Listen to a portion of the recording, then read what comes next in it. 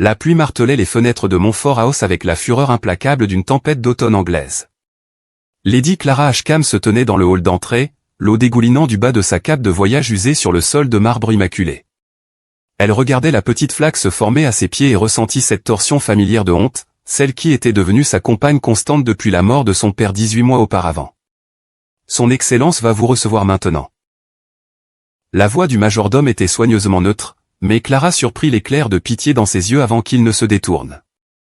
Elle le suivit à travers des couloirs ornés de portraits de Montfort au visage sévère, leurs yeux peints semblant juger son apparence trempée et sa situation diminuée. La porte du bureau s'ouvrit sur une pièce qui sentait le cuir, le tabac et le vieil argent. Derrière un énorme bureau en acajou était assis Julian Montfort, 5e duc de Montfort, la tête penchée sur un grand livre. Il ne leva pas les yeux. Clara attendit. Le silence s'étira. Finalement, il posa sa plume avec une précision délibérée. Lady Clara Ashcombe. Sa voix était profonde, froide, absolument dépourvue de chaleur. Fille du feu comte d'Ashcombe, résidant actuellement dans ce qui reste du domaine de votre père, lequel, si j'ai bien compris, est hypothéqué jusqu'au cou et doit être saisi d'ici la fin du trimestre. La chaleur envahit les joues de Clara, mais elle garda le menton haut. Votre grâce est remarquablement bien informée de mes affaires privées. C'est mon métier d'être informé sur toute personne entrant dans ma maison. Il leva enfin les yeux pour croiser les siens, et Clara ressentit l'impact comme un choc physique. Julian Montfort était beau à la manière sévère des sculptures classiques, tout angle net et lignes aristocratiques. Ses yeux étaient gris comme la glace hivernale, sa bouche une ligne ferme qui semblait avoir oublié comment sourire. Il avait, estima Clara, peut-être 35 ans, avec cette présence qui rendait l'immense pièce soudainement plus petite. Vous venez chaudement recommandé par Lady Westbrook, continua-t-il, se penchant en arrière dans son fauteuil avec l'aisance désinvolte d'un homme habitué à l'autorité absolue. Elle m'assure que vous êtes bien éduqué, accompli dans tous les arts nécessaires, et capable d'instruire ma fille en maintien, musique, langue et littérature. Je suis reconnaissante pour la référence de sa seigneurie. Je n'ai pas fini. Les mots claquèrent comme un fouet. La bouche de Clara se ferma brusquement.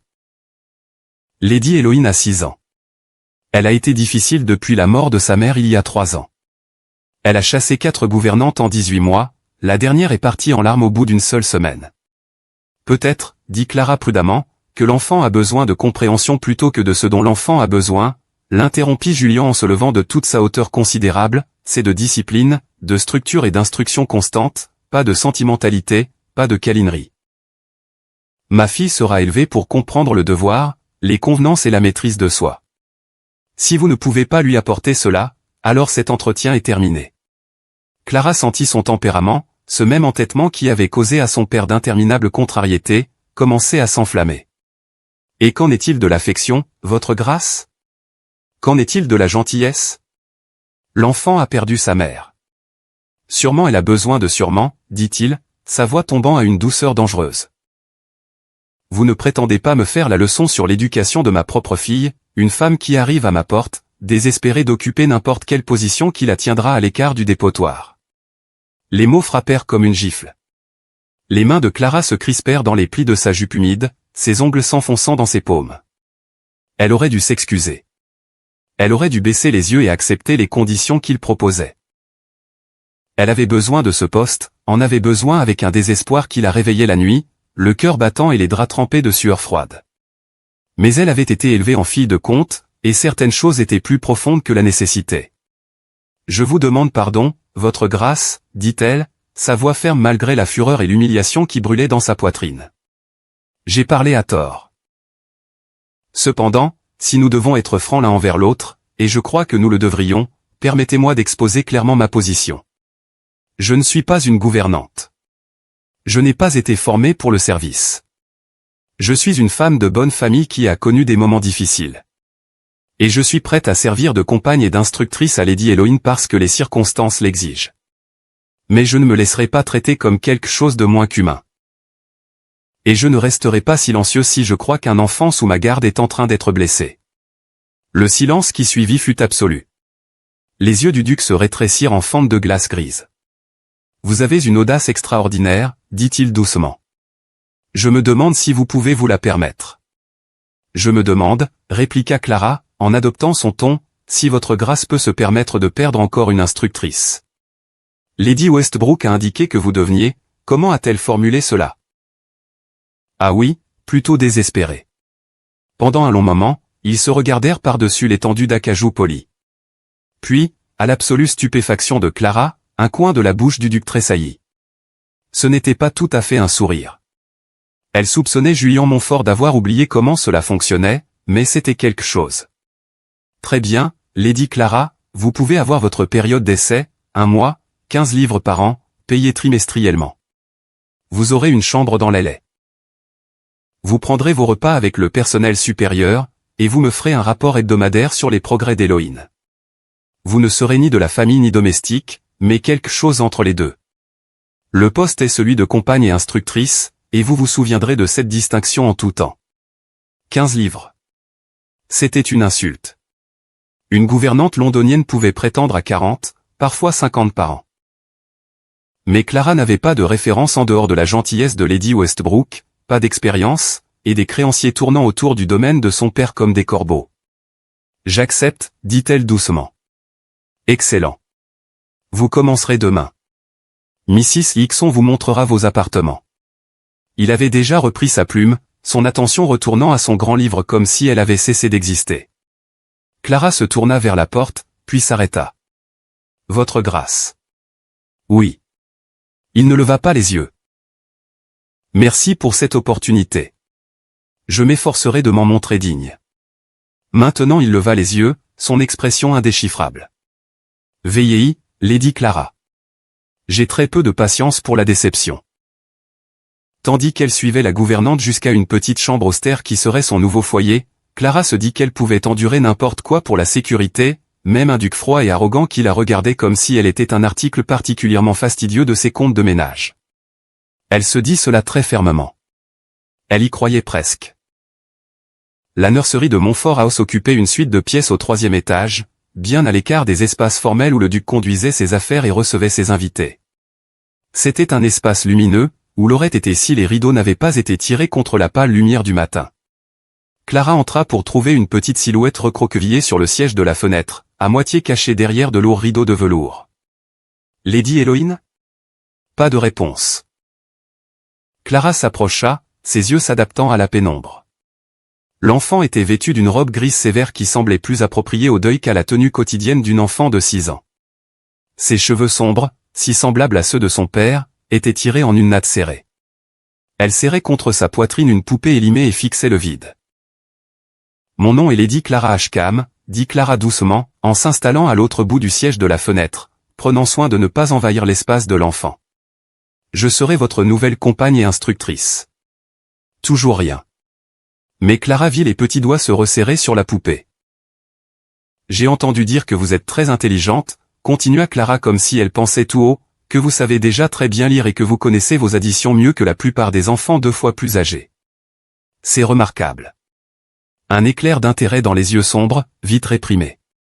Je me demande, dit Clara comme si elle réfléchissait à voix haute, si vous pourriez m'aider pour quelque chose. Voyez-vous, je suis tout à fait nouvelle ici, et cette maison est immense. J'ai terriblement peur de me perdre. Pensez-vous que vous pourriez me la faire visiter? Je vous en serais très reconnaissante. Pendant un long moment, rien. Puis, à peine audible. Vous partirez de toute façon. Ils partent tous. Qui part, mon cœur? Tout le monde. Maman est partie. Miss Thornton est partie. Miss Peters, Miss Caldwell, Miss Warren. La voix de la petite fille était plate, récitant des noms comme une litanie de pertes. Papa dit que je suis difficile, que je les fais partir. Il a probablement raison. Il a toujours raison sur tout. Oh, ma chère enfant. Clara glissa plus près, lentement, comme on s'approche d'un animal blessé. Vous n'avez chassé personne. Vous avez simplement été très triste. Et la tristesse nous fait parfois nous comporter d'une manière que nous ne voulons pas tout à fait. C'est parfaitement naturel. Papa dit qu'il n'y a pas d'excuse pour un mauvais comportement. Que je dois apprendre la discipline et la maîtrise de soi. Votre papa, dit Clara avec soin, vous aime très fort. Mais même les papas peuvent parfois se tromper, surtout en ce qui concerne les sentiments. La tête d'Héloïne se tourna vers elle si vite que Clara faillit tressaillir. Vous ne pouvez pas dire ça. Papa n'aime pas avoir tort. Ma foi, c'est quelque chose que nous avons en commun. Moi non plus, je n'aime pas avoir tort. Mais nous avons tous tort parfois, que cela nous plaise ou non, même les ducs. Le fantôme d'un sourire effleura les lèvres de l'enfant. Vous êtes bizarre. On m'a dit pire. Alors, à propos de cette visite de la maison. Je suis particulièrement impatiente de trouver la bibliothèque. On m'a dit qu'elle est assez magnifique. Héloïne hésita, puis se décrispa de sa position défensive. C'était une petite chose toute en angle vif et grands yeux dans un visage solennel. Elle est magnifique. Il y a des livres du sol au plafond, et il y a une échelle coulissante et un globe aussi grand que moi. Alors il faut absolument que je la voie. Vous me la montrez? Pour la première fois, quelque chose qui ressemblait à de l'enthousiasme traversa le visage de l'enfant. Je suppose que je le pourrais, puisque vous êtes nouvelle et pourriez vous perdre. Comme c'est aimable de votre part. Tandis qu'Héloïne la guidait à travers les couloirs, bavardant sur l'histoire de la maison et désignant divers portraits, Clara sentit un poids s'installer dans sa poitrine. Cette petite fille brillante et blessée avait besoin de tant de choses de plus qu'une discipline rigide et des leçons structurées. Elle avait besoin de chaleur, de rire, de la liberté d'être un enfant plutôt qu'une petite adulte en formation. Mais apporter ces choses-là signifierait désobéir aux instructions explicites du duc. Clara baissa les yeux vers la petite main d'Héloïne, blottie avec confiance dans la sienne, et prit une décision qui changerait tout. Certains combats, pensa-t-elle, valaient la peine d'être menés, même contre un duc. Béatrice Montfort, duchesse douairière de Montfort, n'avait pas survécu 63 ans de politique aristocratique en manquant d'observation. Elle remarquait tout. La légère hésitation dans le pas d'un domestique qui indiquait des troubles en cuisine. La façon dont la mâchoire de son fils se crispait quand certains sujets étaient abordés, la qualité du silence dans une maison qui révélait sa température émotionnelle aussi clairement que n'importe quel thermomètre. Aussi, quand elle descendit pour le petit déjeuner le 3e jour de la présence de Clara, et trouva la maisonnée bourdonnant d'une énergie différente, elle le nota. Mrs. Hickson souriait en supervisant les valets. Les femmes de chambre chuchotaient avec excitation en changeant les fleurs du salon du matin. Et de quelque part là-haut venait un son que Béatrice n'avait pas entendu depuis 3 longues années. Le rire d'un enfant. Mrs. Hickson, dit Béatrice en s'installant dans son fauteuil, qui, je vous prie, fait rire ma petite fille ainsi? Le sourire de la gouvernante s'élargit. Ce serait Lady Clara, votre grâce. Elle est une véritable bénédiction. Hier, elle a convaincu Lady Héloïne de prendre son déjeuner en le transformant en histoire sur une princesse qui ne pouvait briser un enchantement qu'en mangeant tous ses légumes. Ce matin, elles étaient dans le salon de musique. Je crois qu'elle composait une chanson sur des canards. Je crois que c'était ça. Les sourcils de Béatrice se levèrent. Des canards? Oui, votre grâce. Lady Héloïne la chantait toute la matinée. Quelque chose à propos d'un duc canard qui, oh, miséricorde, je ne devrais pas répéter cette partie. Eh bien maintenant il faut me dire, Mrs. Hickson se pencha d'un air conspirateur. Quelque chose à propos d'un duc canard avec son coin pompeux, qui croyait gouverner les temps, mais était en réalité complètement toqué. Lady Héloïne pensait que c'était la chose la plus ingénieuse qu'elle ait jamais entendue. Béatrice pressa sa serviette sur ses lèvres pour cacher son sourire. Vraiment? Et mon fils a-t-il entendu cette composition? Pas encore, votre grâce, bien que je pense que ce n'est qu'une question de temps. Je pense que vous avez raison. Je crois que je vais prendre mon petit déjeuner dans le salon du matin après tout, et peut-être rencontrer cette remarquable Lady Clara. La matinée de Julian Montfort avait été parfaitement ordonnée, comme toutes ses matinées. Il s'était levé à 6 heures, avait chevauché pendant 1 heure dans ses terres, avait passé en revue la correspondance au petit déjeuner, et travaillait maintenant sur une négociation contractuelle complexe avec son avocat. Puis il l'entendit, dérivant par la fenêtre de son bureau porté par la brise automnale. Le duc canard avec son coin pompeux croyait gouverner les temps, mais était en réalité complètement toqué. Coin coin, coin coin, coin coin. Même les grands-ducs ne peuvent pas argumenter avec un canard. Suivi de cascades de rires enfantins et d'une voix chaude et musicale disant « Excellent ». Maintenant, ajoutons-nous un couplet sur la duchesse Canard qui était bien plus intelligente que son mari. La plume de Julien cessa de bouger. Il la posa avec un soin extrême, se leva de son bureau et s'approcha de la fenêtre. En contrebas dans le jardin, il pouvait voir deux silhouettes. Sa fille, courant en réalité. Quand avait-il vu Héloïne courir pour la dernière fois, ses cheveux sombres se défaisant de leur natte, sa robe grise avec des taches d'herbe sur l'ourlet.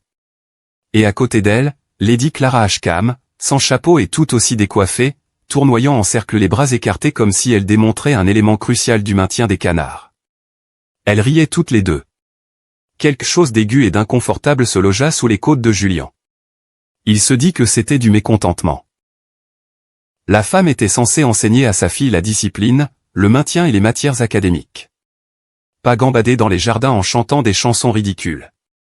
Elle a dit que j'étais toqué, marmonna-t-il. Qui est toqué, mon cher? La voix de sa mère venait du couloir. Julian se retourna pour trouver Béatrice debout là avec une expression d'une innocence si étudiée qu'il sut immédiatement qu'elle avait tout entendu. Mère, je n'avais pas conscience que vous étiez là. Je viens tout juste de rencontrer votre nouvelle employée. Fille délicieuse, merveilleux sens de l'humour. Héloïne l'adore. Béatrice s'installa dans l'un de ses fauteuils sans attendre d'invitation. Je n'ai pas vu l'enfant aussi animé depuis avant la mort d'Alice. La mâchoire de Julian se crispa à la mention de sa défunte épouse. L'enfant devrait être à ses leçons, pas à galoper dans le jardin en faisant du bruit. L'enfant, dit Béatrice tranquillement, a 6 ans. Les enfants de 6 ans doivent gambader. C'est pratiquement leur occupation principale. Et quant à faire du bruit, je crois que la capacité de rire est l'un des dons les plus précieux de la vie, particulièrement pour ceux qui ont connu le deuil. Discipline. Oh, arrêtez donc de dire discipline comme si c'était la réponse à toutes les questions. Vous avez toujours été bien trop semblable à votre père, Julian. Tout devoir et aucune joie. C'est ce qui l'a rendu misérable, vous savez.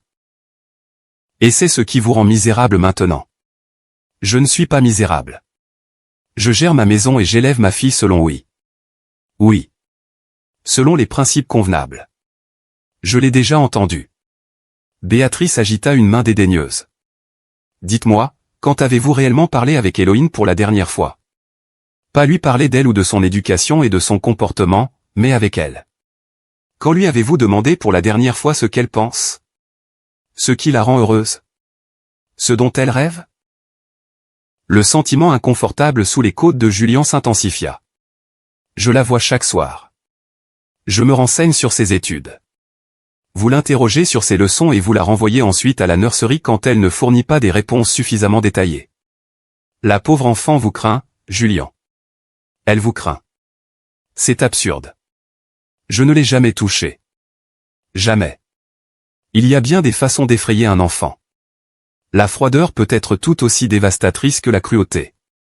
Peut-être même davantage. Béatrice se leva, lissant ses jupes. J'aime Lady Clara. Je l'aime beaucoup. Je vous suggère de ne pas la chasser comme vous l'avez fait avec les autres. Je n'ai chassé personne. Elles sont parties parce qu'elles étaient incapables de gérer un enfant vif. Elles sont parties parce que vous sautiez leur autorité à chaque instant, contredisiez leur méthode, et faisiez clairement comprendre que rien de ce qu'elles feraient ne répondrait jamais à vos normes impossiblement élevées. Béatrice s'arrêta à la porte. Lady Clara semble avoir de la colonne vertébrale, cependant. Elle pourrait bien vous tenir tête. Ce sera intéressant à observer. Quand elle fut partie, Julian retourna à la fenêtre. Le jardin était maintenant vide. Le rire s'était évanoui, mais il pouvait encore l'entendre dans son esprit, la joie de sa fille, lumineuse et sans retenue, et en dessous cette autre voix, chaude, taquine, absolument intrépide. Il se dit que la tension dans sa poitrine était de l'irritation. Il y croyait presque. Le premier rapport hebdomadaire de Clara au duc arriva le vendredi soir. Elle se tenait à nouveau dans son bureau, cette fois sèche et marginalement plus composée, avec un compte-rendu écrit des progrès d'Héloïne en main. Julian le lut en silence. Quand il leva finalement les yeux, son expression était indéchiffrable. « Vous avez appris à ma fille à chanter » dit-il platement. « Je lui ai appris plusieurs chansons. » Oui, la musique est l'un des accomplissements prescrits pour les jeunes demoiselles. À propos de canards. Ah, donc il avait entendu. Clara leva le menton. À propos de canards, oui, mais aussi sur les fleurs, les saisons qui changent, et l'importance de la gentillesse. Les chansons sont un excellent moyen mnémotechnique pour les jeunes enfants. Elles rendent l'apprentissage engageant plutôt qu'ennuyeux. Et cet apprentissage engageant exige apparemment que ma fille court dans le jardin en criant. Votre fille ne criait pas, votre grâce. Elle riait. Il y a une différence considérable. Lady Clara. Julien posa le rapport et la fixa de ce regard gris qui faisait probablement trembler les adultes. Je vous ai embauché pour éduquer ma fille, pas pour en faire une chahutante. Vous m'avez embauché pour être sa compagne et instructrice. Une compagne offre de la compagnie, un concept dont je commence à soupçonner qu'il vous est quelque peu étranger. Les mots jaillirent avant que Clara puisse les arrêter. Elle regarda le visage du duc s'assombrir et se prépara à être congédiée. Au lieu de cela, il dit doucement, vous êtes remarquablement impertinente pour quelqu'un dans votre situation. Préféreriez-vous que je vous mente, votre grâce, que je fasse semblant qu'un enfant en deuil n'a besoin que de leçons mécaniques et d'une discipline rigide? Je peux faire ça si vous le souhaitez. Je peux transformer Héloïne en une petite automate parfaite qui s'assoit silencieuse et immobile et ne vous cause jamais un moment de souci, mais elle sera malheureuse. Et d'après mon expérience, les enfants malheureux ne deviennent pas des adultes heureux et épanouis. Votre expérience, dit-il, sa voix tombant à un ronronnement dangereux, se compose de précisément une semaine dans cette maison. Je vous saurais gré de me pardonner si je place davantage de poids sur mon propre jugement. Votre jugement a abouti à 4 gouvernantes fuyant en larmes et à un enfant qui croit qu'elle est fondamentalement défectueuse. Alors peut-être, votre grâce, votre jugement pourrait bénéficier d'une remise en question. Le silence qui suivit fut si profond que Clara pouvait entendre son propre cœur battre à ses oreilles. Elle était allée trop loin. Elle le savait, mais elle semblait incapable de s'arrêter. Héloïne m'a dit quelque chose hier. Elle m'a dit que sa maman avait l'habitude de rire et que vous n'avez pas souri depuis que maman est partie au paradis. Elle m'a demandé si la tristesse était contagieuse, comme un rhume, si c'est pour ça que vous semblez si souffrant tout le temps. Quelque chose traversa le visage de Julien. De la douleur peut-être, ou de la fureur, ou une combinaison des deux. Comment osez-vous? C'est une enfant, votre grâce. Une enfant brillante, sensible, désespérément seule qui a perdu sa mère et croit qu'elle perd son père au deuil et à la colère. Renvoyez-moi si vous le souhaitez. Je suis sûr que vous pouvez trouver 50 femmes qui accepteront ce poste et resteront silencieuses pendant que l'esprit d'une petite fille sera lentement brisé, mais je ne serai pas de celle-là. Elle respirait fort, ses mains tremblantes sous l'effet de sa colère et de sa peur. C'était fini. Elle serait renvoyée, et elle retournerait à son domaine en ruine et à ses créanciers, et à la pauvreté lente et oppressante qui l'attendait. Mais avant que Julien puisse répondre, une petite voix vint du couloir. Papa. Ils se retournèrent tous les deux. Héloïne se tenait sur le seuil, encore en chemise de nuit, ses yeux immenses dans son pâle visage. Papa, s'il vous plaît, ne renvoyez pas Lady Clara. Je vous en supplie, je serai meilleur. Je ferai mes leçons parfaitement. Je serai silencieuse et tranquille et sage. Je le promets. S'il vous plaît, ne la faites pas partir. L'enfant pleurait maintenant. De grands sanglots convulsifs qui secouaient sa petite silhouette. Clara se dirigea instinctivement vers elle, mais Julien fut plus rapide. Il tomba à genoux devant sa fille, le visage bouleversé. Tout le monde s'en va, pleurait l'enfant.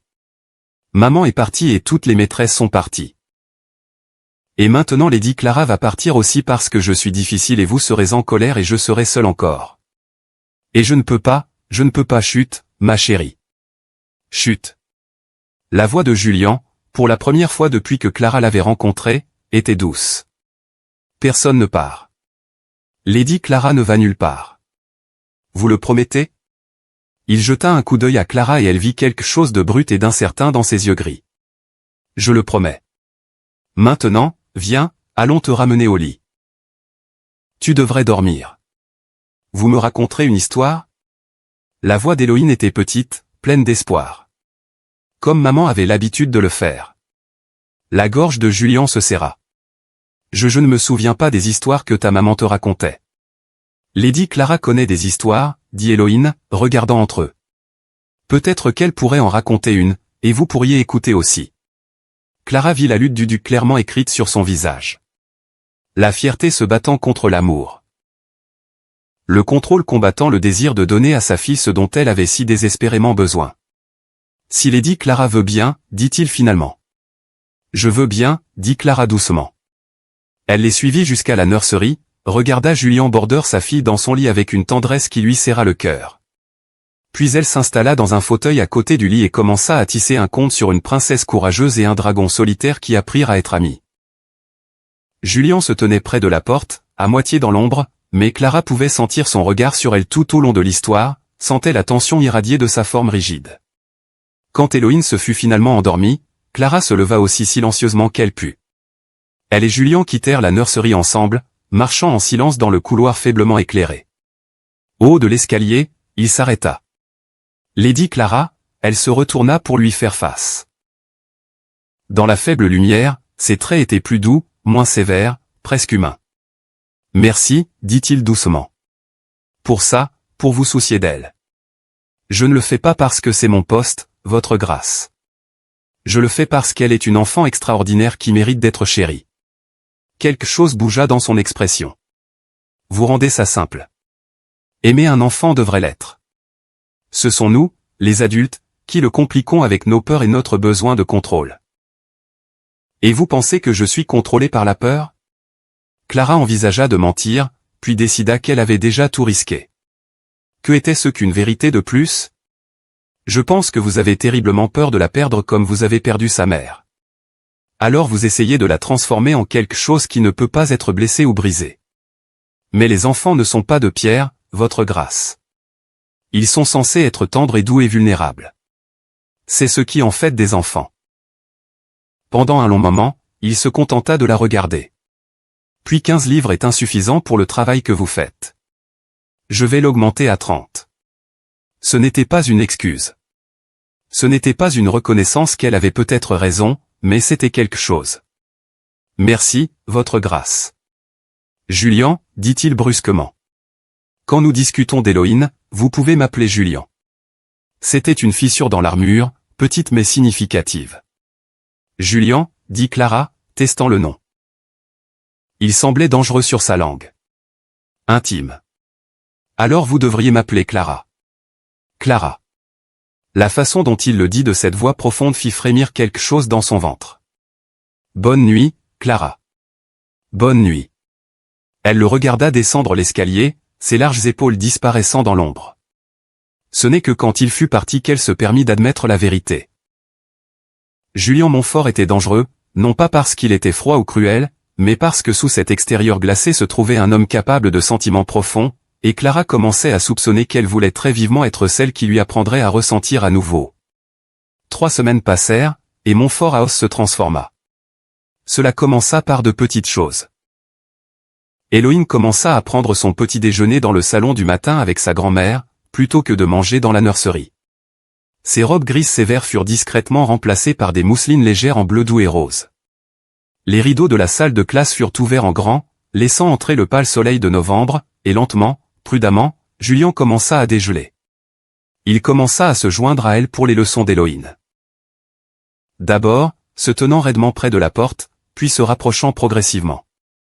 Clara le vit lutter pour ne pas s'interposer, vit sa mâchoire se crisper quand elle permettait à Héloïne de faire des erreurs et d'en tirer des leçons plutôt que de la corriger immédiatement. Elle n'apprendra jamais la discipline convenable si vous permettez une telle laxité, dit-il un après-midi après qu'Héloïne eut passé 20 minutes à essayer de résoudre seule un problème de mathématiques. Elle n'apprendra jamais à penser par elle-même si on ne lui permet pas de se débattre, répondit Clara calmement. Regardez.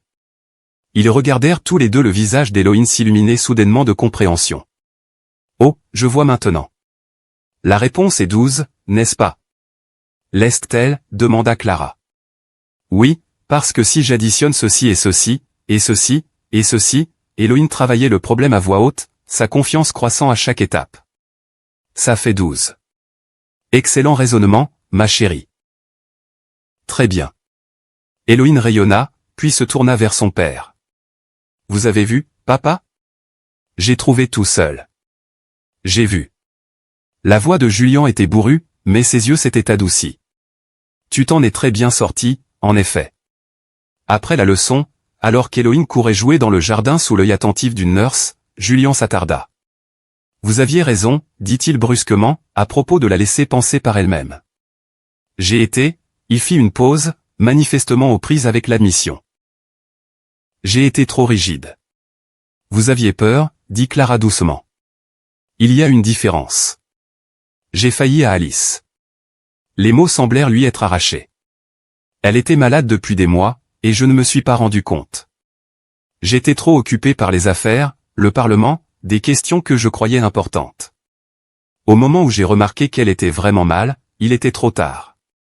Le médecin a dit que si je les avais appelés plus tôt, il n'acheva pas. Il n'en avait pas besoin. Alors vous avez décidé de tout contrôler, dit Clara doucement. De remarquer chaque détail, de gérer chaque aspect de votre ménage et de la vie de votre fille. Parce que si vous pouviez maintenir un contrôle parfait, peut-être que rien d'autre ne vous glisserait entre les doigts. Ça semble plutôt stupide dit de cette façon. Ça semble humain. Nous répondons tous au deuil à notre propre manière. Mais Julian, elle hésita, puis fit un petit pas plus près. Vous ne pouvez pas protéger Héloïne de tout mal. La vie la blessera, la décevra, la défiera. Votre tâche n'est pas de prévenir cela. C'est de lui donner la force et la résilience pour y faire face. Et vous croyez que le rire et les chansons sur des canards fourniront cette force?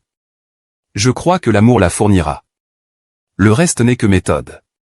Il fut silencieux pendant un long moment, ses yeux cherchant son visage avec une intensité qui lui coupa le souffle. Il se tenait très près maintenant, assez près pour qu'elle puisse voir les fines ridules au coin de ses yeux, le fil d'argent dans ses cheveux sombres aux tempes. Vous êtes tout à fait remarquable, dit-il doucement. Vous le savez, n'est-ce pas? Avant que Clara puisse répondre, la voix de Béatrice retentit du couloir. Julian, vous voilà. J'ai besoin que vous régiez un différend avec Mrs. Hickson à propos des arrangements de Noël. Nous avons déjà pris du retard, et si nous ne... Elle s'arrêta, prenant la scène avec une évidente délectation. Est-ce que j'interromps? Pas du tout, dit Clara rapidement, reculant. Je venais justement voir Héloïne dans le jardin. Elle s'enfuit avant que l'un ou l'autre ne pût l'en empêcher, le cœur battant la chamade contre ses côtes. Ce soir-là, Béatrice coinça Clara dans la bibliothèque. Ma chère, dit-elle en s'installant dans le fauteuil à côté de celui de Clara avec l'air de quelqu'un prêt pour une longue conversation. Je pense que nous devrions avoir une discussion franche. L'estomac de Clara se serra. Votre grâce? Oh, appelez-moi Béatrice. Votre grâce me fait me sentir ancienne. La duchesse douairière sourit chaleureusement. Je voulais vous dire combien je vous suis reconnaissante pour ce que vous avez fait pour Héloïne. Le changement en elle est rien de moins que miraculeux. C'est une enfant merveilleuse. Elle avait simplement besoin d'être vue comme un enfant plutôt que comme un problème à résoudre. Oui, j'en suis consciente. Les yeux avisés de Béatrice étudiaient Clara avec une perspicacité déstabilisante. J'ai également observé le changement chez mon fils. La chaleur monta dans le cou de Clara. Je suis sûr de ne pas savoir ce que vous voulez dire. Bien sûr que si. Vous êtes une femme intelligente et vous avez remarqué la façon dont il vous regarde quand il croit que personne ne l'observe. La façon dont il trouve des prétextes pour assister aux leçons.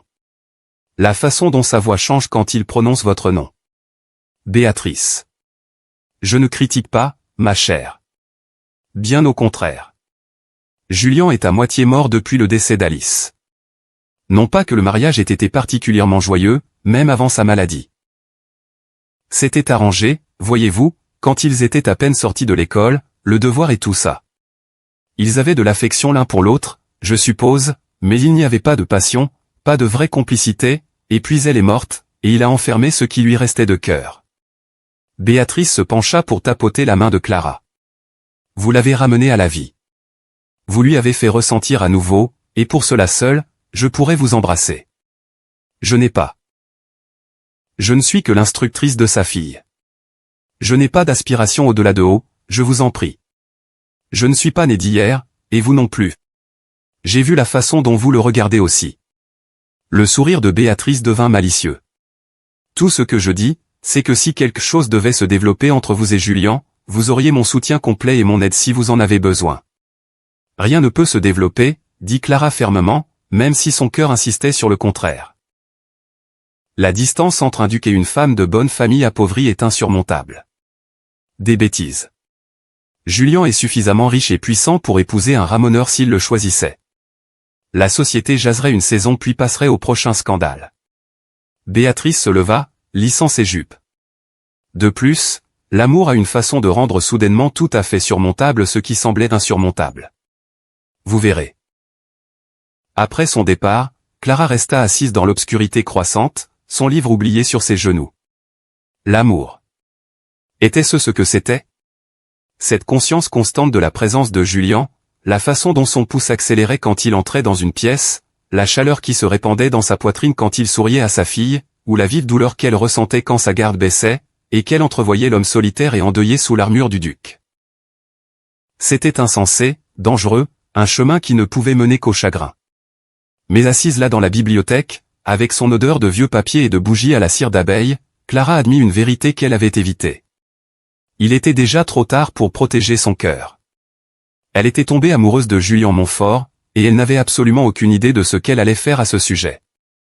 La tension entre grandissait de jour en jour. Elle était là dans les fleurs des doigts quand Julian tendait un livre à Clara, dans la façon dont son regard s'attardait sur son visage pendant les leçons de piano d'Héloïne, dans le silence chargé qui tombait chaque fois qu'il se trouvait seul. Un après-midi, au début de décembre, Clara commit l'erreur de sortir sans sa cape. Elle voulait seulement aller chercher Héloïne dans le jardin, mais l'enfant avait couru devant, laissant Clara frissonner dans le vent cinglant. « Vous allez attraper la mort. » Elle se retourna pour trouver Julian qui se dirigeait vers elle, en train d'enlever déjà sa veste. Avant qu'elle puisse protester, il la drapa sur ses épaules. Elle était lourde et chaude, portant l'odeur du bois de santal et de quelque chose d'uniquement lui. « Merci, dit-elle tant bien que mal. » Il se tenait très près, ses mains reposant encore sur ses épaules où il avait posé la veste. « Vous devriez prendre mieux soin de vous. Je suis parfaitement capable. Je sais que vous êtes capable. Vous êtes la femme la plus capable que j'ai jamais rencontrée. Mais même les femmes capables ont parfois besoin que quelqu'un veille sur elles. » Ses pouces décrivirent de petits cercles contre ses épaules, se touchaient brûlant à travers le tissu de sa robe. Le souffle de Clara s'arrêta. « Julian, papa, Lady Clara, venez voir ce que j'ai trouvé. » Ils se séparèrent brusquement quand Héloïne arriva en courant vers eux, quelque chose dans ses mains en coupe. Julian s'éclaircit la gorge rudement et recula. « Qu'est-ce que c'est, ma chérie ?»« Une chrysalide. Et regardez, on peut voir le papillon à l'intérieur. Lady Clara dit qu'au printemps il en sortira et s'envolera. N'est-ce pas merveilleux? » Merveilleux. Julian acquiesça, mais ses yeux étaient sur Clara, pas sur la chrysalide. Ce soir-là, Clara resta éveillée dans sa petite chambre, la veste de Julian encore drapée sur sa chaise. Elle devrait la lui rendre, devrait mettre de la distance entre elle et ses sentiments dangereux. Au lieu de cela, elle se surprit à respirer son odeur et à imaginer des choses impossibles. Le point de rupture arriva 3 jours avant Noël. Julian avait travaillé de longues heures, gérant les affaires de fin d'année. Clara ne le voyait qu'en passant, de brèves rencontres dans les couloirs, des repas silencieux où il était assis à un bout de la longue table de salle à manger, et elle à l'autre, formel et distant. Elle se dit que c'était mieux ainsi, que l'espace entre eux était nécessaire et bon. Puis il la convoqua dans son bureau. Clara frappa, le cœur dans la gorge. « Entrez. » Il était à son bureau, comme toujours, entouré de papiers et de registres, mais quand il leva les yeux, son visage était tiré d'épuisement. « Clara, merci de venir. Veuillez vous asseoir. » Elle se percha sur le bord du fauteuil, ses mains serrées sur ses genoux. « Je revois les comptes de ménage, dit-il sans préambule. Et je me trouve préoccupé. Son estomac se noie. Préoccupé? Vous êtes ici depuis près de 2 mois. Vous travaillez de l'aube jusqu'à bien après le coucher du soleil. Vous enseignez à Héloïne. Oui, mais vous avez également assumé des responsabilités bien au-delà de ce pourquoi je vous ai embauché. Vous avez réorganisé la nurserie, coordonné avec le personnel de cuisine pour vous assurer qu'Héloïne a des repas appropriés, même commencé à superviser les femmes de chambre qui entretiennent cette aile de la maison. Vous fonctionnez comme gouvernante, compagne et gestionnaire de ménage. Ça ne me dérange pas le travail supplémentaire. Et je vous paie 30 livres par an, moins que je ne paie mon palefrenier principal. Les joues de Clara s'enflammèrent. Le salaire est adéquat. C'est une insulte. Il se pencha en arrière dans son fauteuil, ses yeux gris fixés sur son visage. Je le porte à 60 livres, avec effet immédiat, et je change officiellement votre titre de compagne et instructrice à gouvernante. C'est plus approprié à vos fonctions réelles. 60 livres. C'était généreux, plus que généreux. C'était assez pour rembourser les dettes les moins importantes de son père, maintenir le domaine hors saisie pendant encore un an au moins. C'était aussi une frontière claire, un rappel de ce qu'elle était, une employée, une gouvernante, pas une dame de la maison, pas une éventuelle. Clara se leva brusquement. Si c'est tout votre grâce, je devrais retourner à Héloïne. Clara, je vous remercie pour la compensation augmentée. Elle est des plus généreuses. Y a-t-il autre chose? Elle vit la douleur traverser son visage, vite masqué. Non, rien d'autre. Elle atteignit la porte avant que sa voix ne l'arrêtât. Je ne voulais pas vous offenser. Clara se retourna. Vous ne m'avez pas offensé. Vous avez été très clair sur ma position dans cette maison, et j'apprécie la clarté.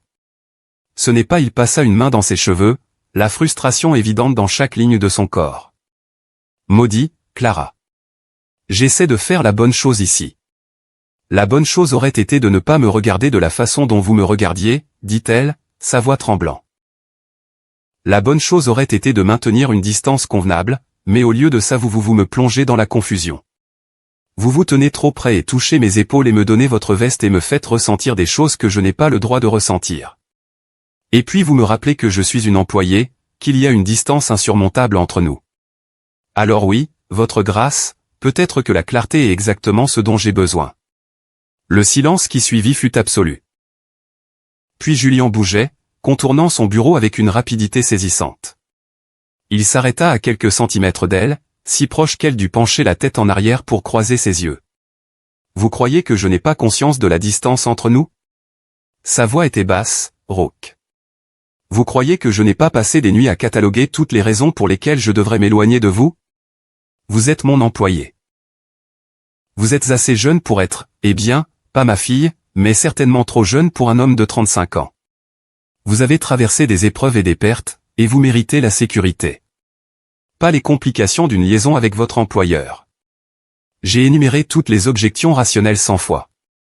Alors pourquoi? Parce que rien de tout cela n'a d'importance quand vous êtes près de moi. Les mots semblèrent lui être arrachés. Parce que je pense à vous constamment.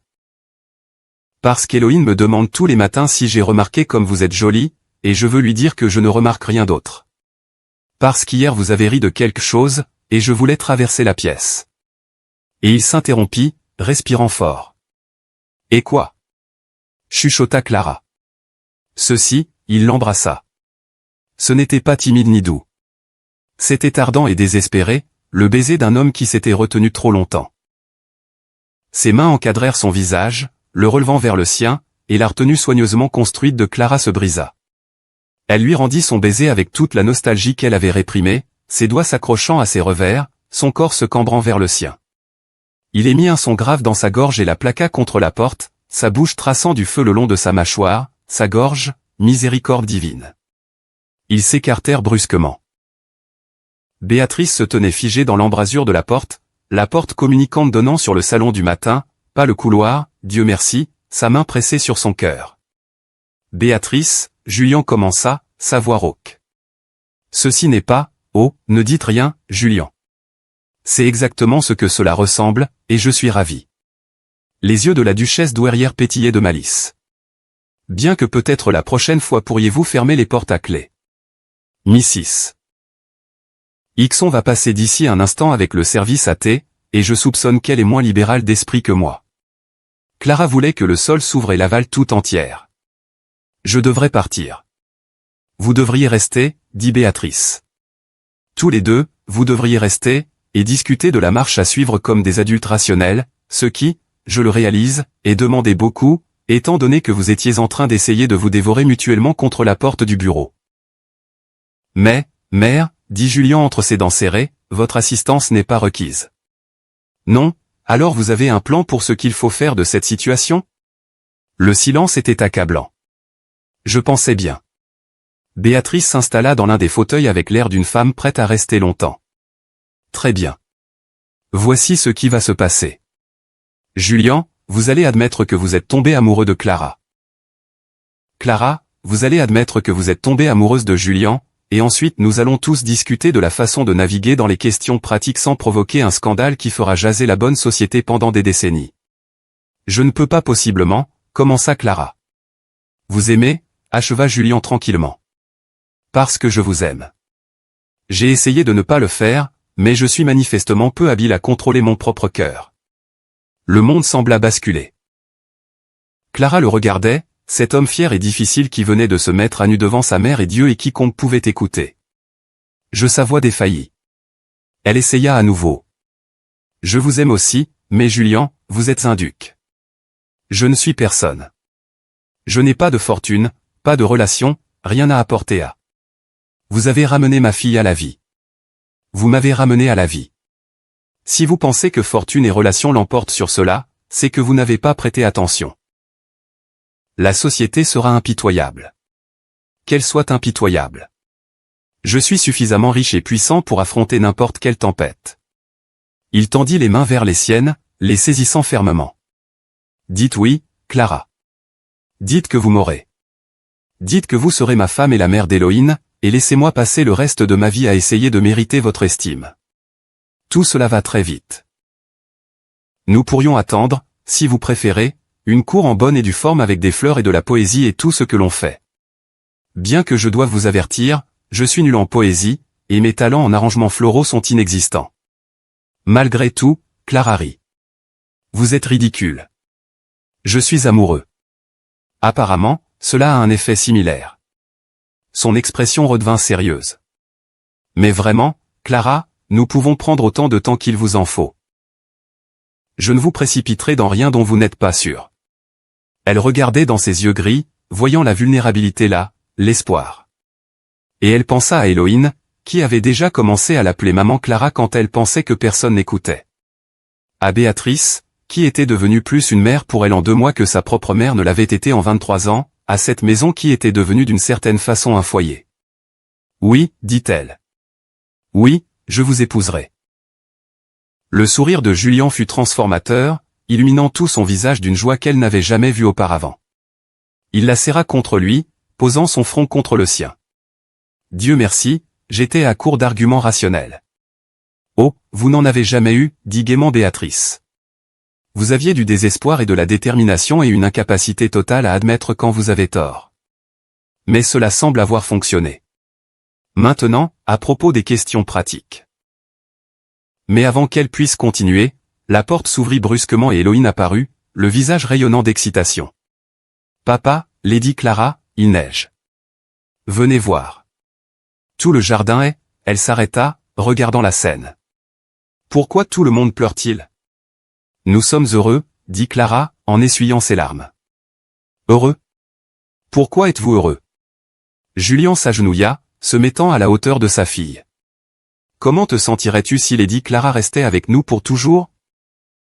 Si elle devenait ta maman. Les yeux d'Héloïne s'écarquillèrent. Puis elle se jeta sur Clara avec suffisamment de force pour presque la renverser. Oui, oui, oui. S'il vous plaît, dites oui. S'il vous plaît, restez pour toujours et soyez ma maman et ne partez jamais. Je reste, promit Clara, tenant l'enfant contre elle. Je ne vais nulle part. Par-dessus la tête d'Héloïne, son regard croisa celui de Julien, et dans son regard elle vit tout ce qu'elle avait craint d'espérer. L'amour, la promesse, un foyer. Les fiançailles furent annoncées le jour de Noël. Béatrice avait prôné une plus longue période avant de les rendre publiques, mais Julien était catégorique. Je ne laisserai pas Clara continuer comme mon employé alors que nous sommes fiancés. C'est inconvenant, et cela donnerait au commerce des munitions. Nous l'annonçons maintenant, nous marions au printemps, et nous faisons face à quiconque ose s'y opposer. La réaction initiale de leur petit cercle social, principalement des voisins et des associés commerciaux de Julien, fut prudemment positive. Clara était, après tout, la fille d'un comte, même appauvri. L'alliance était inhabituelle, peut-être, mais pas scandaleuse. Puis les journaux londoniens s'en emparèrent. Le premier article parut début janvier, alors que Clara et Julien planifiaient leur mariage. Elle était dans le salon du matin avec Béatrice à trier les invitations quand Julien entra à grands pas avec un journal crispé dans le poing. « Ne le lisez pas » dit-il avec tension. Naturellement, Clara le prit immédiatement. Le choix désespéré du duc, lut elle à voix haute. Des sources proches du duc de Montfort ont confirmé que sa grâce s'est effectivement fiancée à une certaine Lady Clara Ashcam, précédemment employée comme gouvernante auprès de sa jeune fille. Lady Clara, fille du feu et très regretté comte d'Ashcam, réside dans la misère depuis que la mort de son père l'a laissée sans le sou et sans amis. On ne peut que spéculer sur la façon dont l'ambitieuse jeune femme a assuré une position aussi avantageuse dans la maison du duc, et par la suite dans ses affections. L'insinuation était claire et venimeuse. Les mains de Clara étaient stables en posant le journal, mais à l'intérieur elle sentit quelque chose se fissurer. Eh bien, ils n'ont pas perdu de temps, n'est-ce pas? C'est des absurdités, gronda Julien. Je vais les poursuivre pour diffamation. Vous ne ferez rien, l'interrompit Clara. Cela ne ferait qu'attirer davantage l'attention sur l'histoire. Nous l'ignorons et continuons comme prévu. Mais le mal était fait. D'autres articles suivirent, chacun plus créatif dans ses insinuations que le précédent. Clara était alternativement dépeinte comme une intrigante aventurière qui avait séduit son employeur, une chasseresse de fortune désespérée qui avait piégé un veuf en deuil, ou, avec le plus de créativité, une gouvernante calculatrice qui s'était délibérément rendue indispensable à un enfant sans mère. La réaction de la bonne société était prévisiblement féroce. Plusieurs familles qui avaient accepté leur invitation de mariage envoyèrent leurs regrets. D'autres qui avaient auparavant été cordiales avec Julien se découvrirent soudainement indisponibles pour des réunions. Clara le supportait avec une composure extérieure, mais Julien voyait le tribut que cela lui coûtait. Elle devenait plus silencieuse, plus renfermée. L'étincelle qui l'avait attirée vers elle commençait à s'éteindre. Peut-être, dit-elle un soir, près d'un mois après l'annonce des fiançailles, devrions-nous envisager des fiançailles plus longues. Laissez la société le temps de s'habituer à l'idée. Si nous nous marions trop vite, cela ne fera que confirmer leurs soupçons. Ils étaient dans la bibliothèque, ostensiblement à réviser les plans de mariage. Mais Julien pouvait voir la défaite dans ses yeux, et cela l'enrageait. Absolument pas. Nous nous marions en avril comme prévu. Julien. Non. Il posa son verre avec assez de force pour le faire teinter. Je ne laisserai pas une bande d'aristocrates ennuyés et de journalistes de caniveaux dicter ma vie ou la vôtre. Il ne s'agit pas seulement de nous. Il y a Héloïne à considérer. Les choses qu'il dit sur moi, si elle les entend, Héloïne sait que vous l'aimez, c'est tout ce qui compte. L'est-ce vraiment? La voix de Clara était aiguë de frustration. Quand elle sera plus grande, quand elle entrera dans la bonne société, ils s'en souviendront. Ils chuchoteront sur la façon dont sa belle-mère était la gouvernante qui a mis le grappin sur un duc. Cela pourrait affecter ses perspectives, c'est. Alors nous lui trouverons un mari qui a le bon sens d'apprécier le caractère plutôt que les commérages. Clara, pourquoi les laissez-vous gagner? Parce que peut-être qu'ils ont raison. Les mots lui échappèrent. Peut-être que je suis bien une chasseresse de fortune. Peut-être que j'ai bien intrigué et calculé et rendu indispensable. Julien traversa la pièce en 3 foulées. Il saisit ses épaules, la forçant à croiser son regard. Arrêtez. Arrêtez de vous faire ça. Mais et si? Et si rien? Je sais qui vous êtes. Vous êtes la femme qui a chanté des chansons ridicules pour faire rire ma fille. Qui m'a tenu tête quand personne d'autre n'osait. Qui a ramené chaleur et vie dans cette maison qui était devenue un mausolée. Vous m'aimez pour ce que je suis, pas ce que je représente. Et je vous aime exactement pour la même raison. Les larmes coulèrent sur ses joues. C'est tellement difficile. Chaque jour il y a un autre article, une autre blessure. Et je n'arrête pas de me demander, et si vous vous réveillez un jour en réalisant qu'ils ont raison? Et si vous regrettiez cela? Jamais. Il la serra contre lui, la berçant contre sa poitrine. Je regretterai bien des choses dans ma vie, Clara Ashcam. Mais vous aimer n'en fera jamais partie. Elle se cramponna à lui, ses larmes trempant son gilet, et Julien fit un vœu silencieux. Quiconque était derrière les pires commérages paierait. Il était un duc avec des ressources et des relations qu'il ne pouvait imaginer, et il les utiliserait toutes pour protéger la femme qu'il aimait. Ce fut Béatrice qui découvrit la source. Elle coinça Julien dans son bureau un après-midi, le visage grave. « C'est Amélia, dit-elle sans préambule. Julien leva les yeux de sa correspondance. Amélia. Lady Amelia Hartwick, la jeune sœur d'Alice. La compréhension s'abattit sur lui. Amélia avait toujours été possessive de sa connexion avec la famille Montfort. Après la mort d'Alice, elle avait supposé qu'elle continuerait à avoir une place importante dans la maison de Julian, peut-être même imaginé qu'elle pourrait éventuellement devenir la prochaine duchesse. Comment le savez-vous? Parce que je l'ai confrontée directement. Béatrice s'installa dans un fauteuil, ressemblant en tout point à la formidable duchesse qu'elle avait jadis été. Je lui ai rendu visite ce matin et je lui ai demandé franchement si elle répandait des commérages malveillants sur votre promise. Elle a nié, bien sûr, mais elle ne pouvait pas non plus cacher sa satisfaction devant les dommages causés. Je lui parlerai. Vous n'en ferez rien. Si vous la confrontez, vous confirmerez que sa campagne fonctionne. Non, nous avons besoin d'une approche différente. Les yeux de Béatrice brillèrent de calculs stratégiques. Nous devons rappeler à la société que Clara n'est pas une inconnue. Elle est la fille d'un comte avec une lignée irréprochable. Nous devons leur faire voir ce que vous voyez. Et comment proposez-vous de le faire? Un bal ici à Montfort House. Une grande célébration de fiançailles. Nous invitons tout le monde, et je veux dire tout le monde, la crème de la société. Nous leur montrons Clara dans son élément, gracieuse, éduquée, charmante. Nous leur rappelons qu'elle est l'une des leurs. Julian était sceptique. Vous pensez que les gens qui l'ont ostracisé viendront vraiment? Oh, ils viendront. La curiosité seule l'assurera. Tout le monde veut voir la gouvernante qui a mis le grappin sur un duc. Il nous suffit de nous assurer que ce qu'ils verront changera leur avis. C'était un risque. Un spectacle public pouvait soit innocenter Clara, soit l'humilier davantage. Mais Julian se trouva à hocher la tête. Très bien. Mais nous faisons ça correctement. N'épargnez pas les dépenses. Je veux chaque détail. Parfait. Laissez-moi faire, dit Béatrice, se levant déjà avec l'air d'un général planifiant une campagne. Je veillerai à ce que ce soit une soirée qu'ils n'oublieront jamais.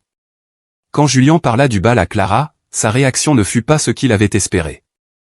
Absolument pas Clara. Vous voulez me parader devant toute la bonne société.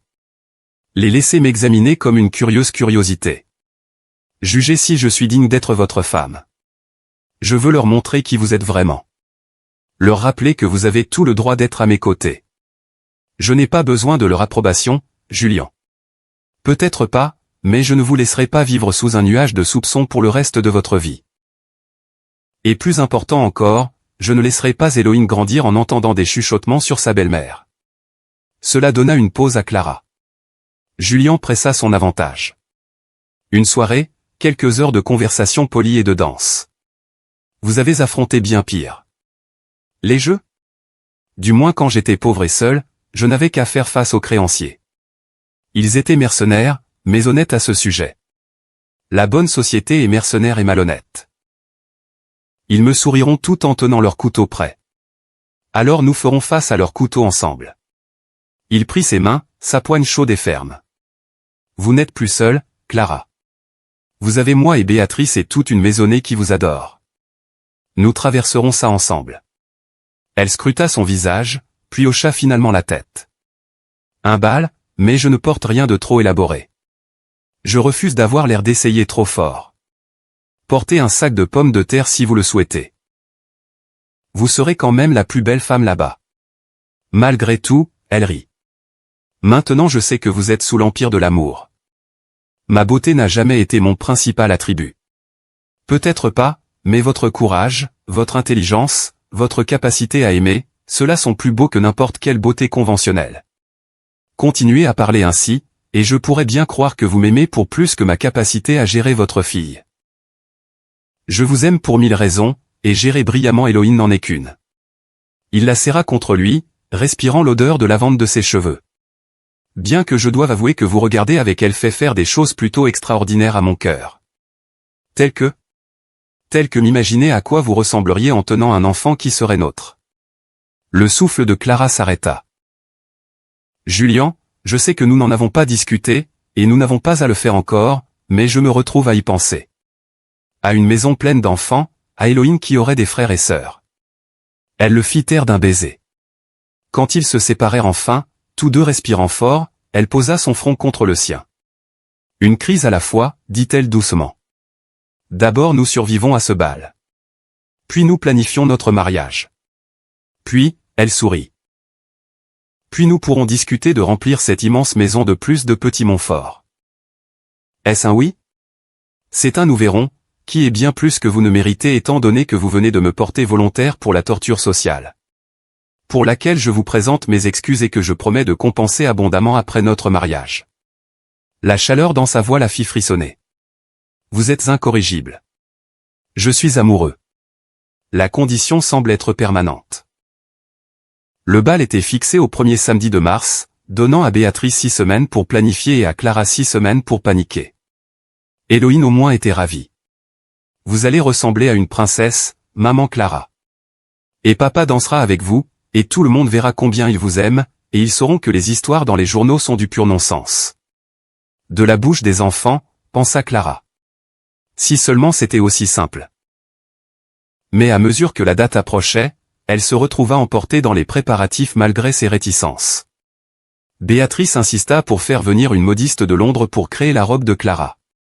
Rien de la couturière du village, ma chère, pas pour ceci. Et le résultat était époustouflant. La robe était de soie, couleur de minuit, coupée simplement mais élégamment, avec une délicate broderie argentée qui captait la lumière. Elle faisait rayonner la peau de Clara, et ses yeux semblaient d'une profondeur impossible. Vous ressemblez à de la lumière d'étoile, dit Julien quand il la vit à l'essayage final. Sa voix était rauque d'émotion. J'ai l'air terrifié, corrigea Clara. Ça aussi, mais surtout comme de la lumière d'étoile. La nuit du bal arriva avec une chaleur insaisonnière, comme si le printemps avait décidé de faire une apparition précoce.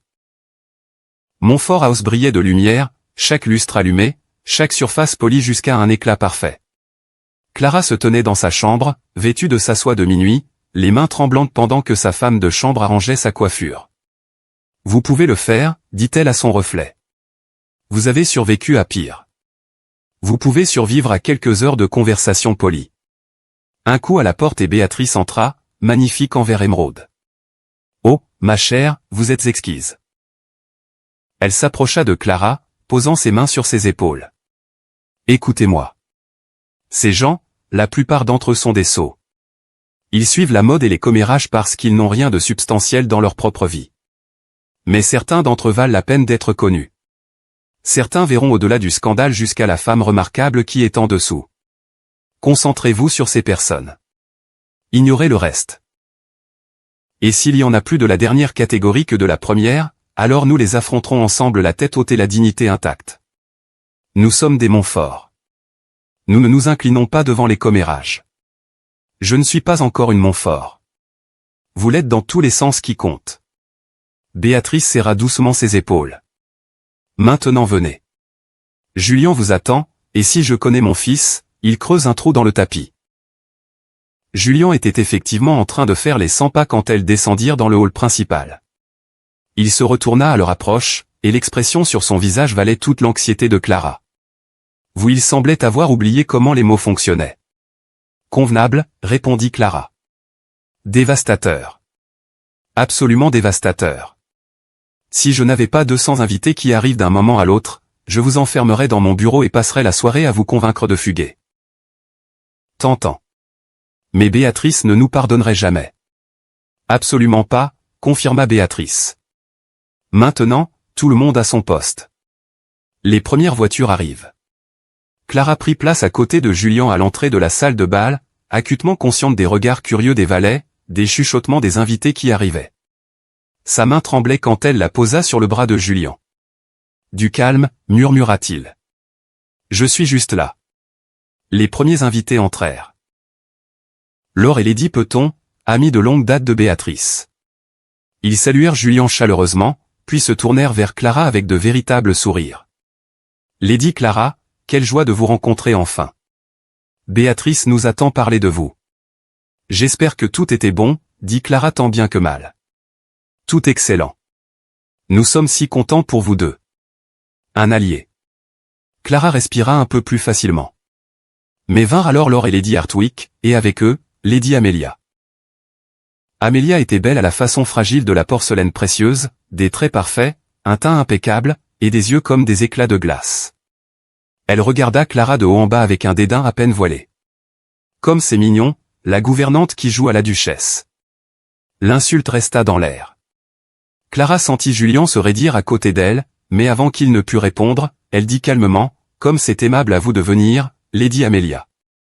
J'espère que vous apprécierez la soirée. » C'était parfaitement poli, parfaitement neutre, et rendait la grossièreté d'Amelia d'autant plus évidente. Lady Hartwig rougit. « Amelia, vraiment, c'est tout à fait bien, » dit Clara rapidement. « Je suis sûr que Lady Amelia ne voulait pas offenser. Le deuil peut nous faire dire des choses que nous ne voulons pas tout à fait. Je comprends qu'elle était très proche de feu la duchesse. » C'était une déflexion magistrale, attribuant la méchanceté d'Amelia au deuil plutôt qu'à la malveillance, tout en rappelant simultanément à tout le monde la propre grâce de Clara sous la pression.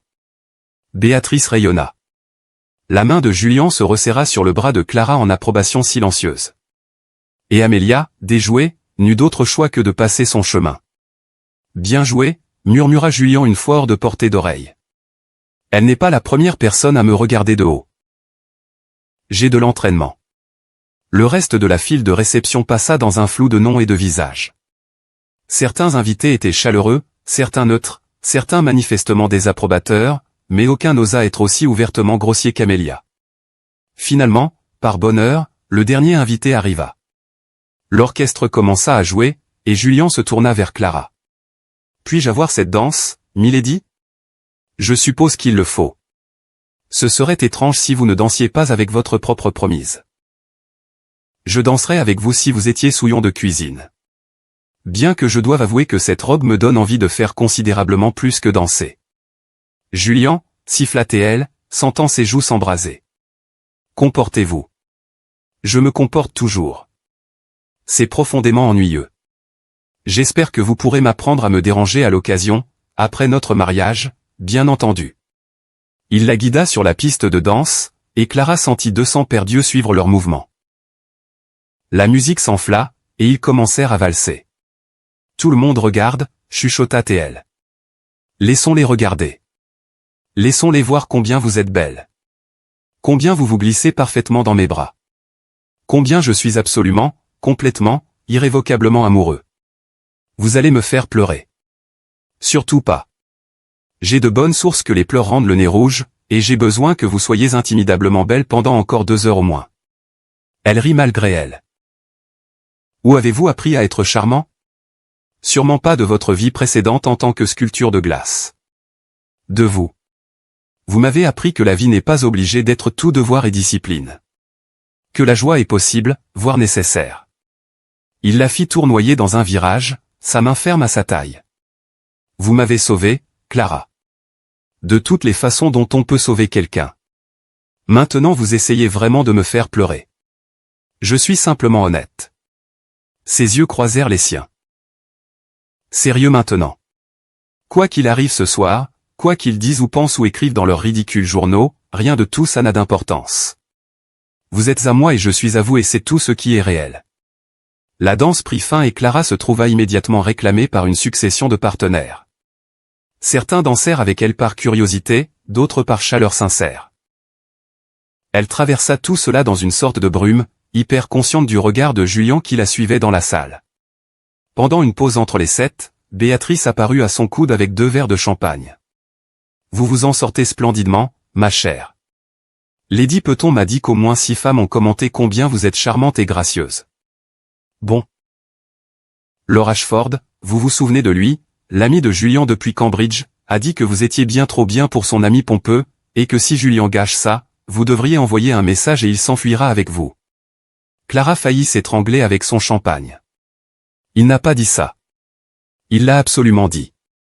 Julien avait l'air prêt à le provoquer en duel. C'était délicieux. L'expression de Béatrice devint plus sérieuse. Il y a eu des conversations, bien sûr. Amelia a répandu du poison dans les coins. Mais je pense que le consensus général évolue en votre faveur. Vous les gagnez à votre cause. Je n'essaie pas de gagner qui que ce soit à ma cause. J'essaie juste de survivre. Même chose vraiment. Béatrice fit teinter son verre contre celui de Clara. À la survie. Et à l'expression sur le visage d'Amelia quand elle se rendra compte qu'elle a perdu. Plus tard, au moment du souper, Julien apparut pour escorter Clara jusqu'à la salle à manger. Mais avant qu'ils puissent bouger, Lady Amelia se posta sur leur chemin. Votre grâce, je me demande si je pourrais vous accaparer un instant. Il y a une question concernant la succession d'Alice qui nécessite une discussion. C'était une manœuvre habile. Julien ne pouvait guère refuser sans paraître grossier, mais Clara vit le calcul dans les yeux d'Amelia, et sut que c'était une nouvelle attaque. Bien sûr, dit Julien froidement, après le souper, ma fiancée et moi étions justement au, sûrement Lady Clara peut bien vous laisser quelques instants. Après tout, elle doit être tout à fait habituée à se gérer seule. Je comprends que c'est ce que font les gouvernantes, se gérer seules. La pointe était claire. Clara sentit sa colère monter, mais avant qu'elle pût répondre, une voix familière trancha l'attention. Lady Amelia, quelle joie de vous voir. Je voulais vous demander votre avis sur une question de la plus haute importance. Tout le monde se retourna. Une vieille femme en magnifique soie violette se tenait derrière Amelia, ses yeux vifs pétillants de malice. La duchesse de Peton, dit Amelia, incapable de cacher sa surprise.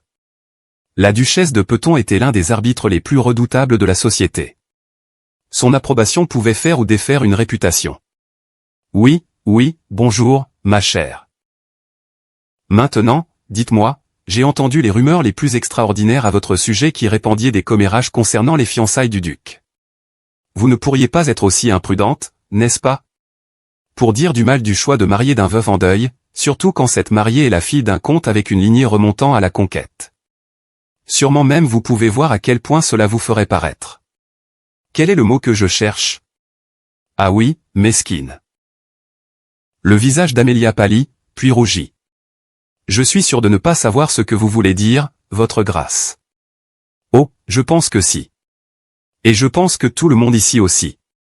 Maintenant courez. Je veux parler au couple fiancé. Amelia s'enfuit. La duchesse se tourna vers Clara et Julien avec un sourire satisfait.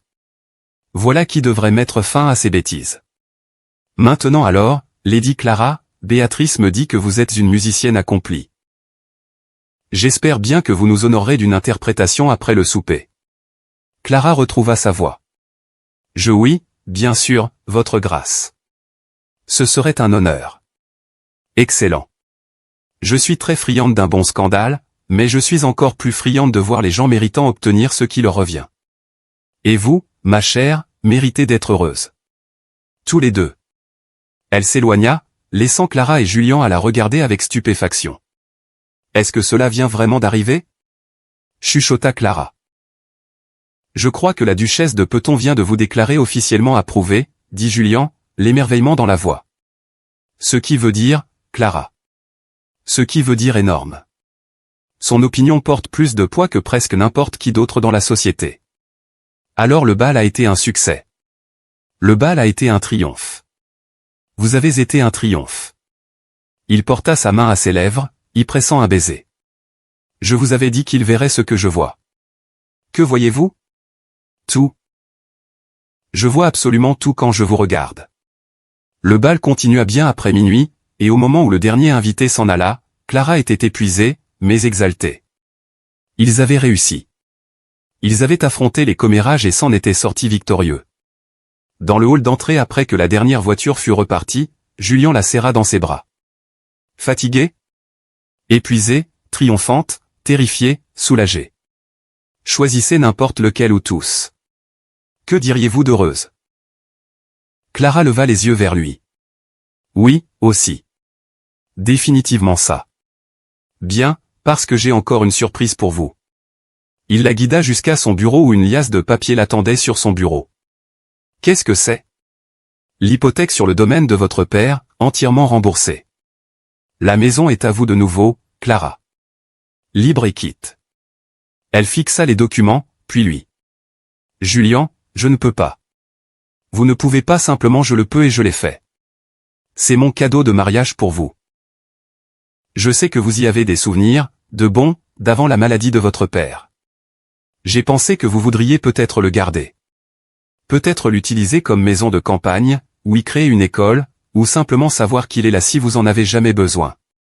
Les larmes coulèrent sur les joues de Clara. C'est trop. Ce n'est rien comparé à ce que vous m'avez donné. Il cueillit son visage dans ses mains, ses pouces essuyant doucement ses larmes. Vous m'avez donné l'espoir, le rire, l'amour. Vous avez donné une mère à Héloïne. Vous avez fait de cette maison un foyer. Quelques hypothèques sont un modeste prix à payer pour cela. Je vous aime, chuchota TL. Tellement que cela m'effraie parfois. Bien, parce que je vous aime encore plus, et j'ai l'intention de passer le reste de ma vie à le prouver. Il l'embrassa, puis profondément et à fond, et Clara oublia le bal, les commères, tout sauf l'homme dans ses bras et l'avenir lumineux qui s'étendait devant eux. Le mariage eut lieu par un lumineux matin d'avril dans la chapelle de Montfort House.